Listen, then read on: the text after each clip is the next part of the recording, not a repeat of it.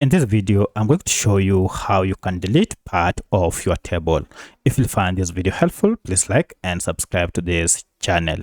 Alright, so if you want to delete a section of your table, for instance, I want to delete from here. I don't want this lower part. To do this, we need first to split and separate this from the other section that we wish to keep. So I'll go ahead and first split this table into two. And to do this, just go ahead and click on table layout and then choose this option split table. If you click on it, now you can see we have two tables split.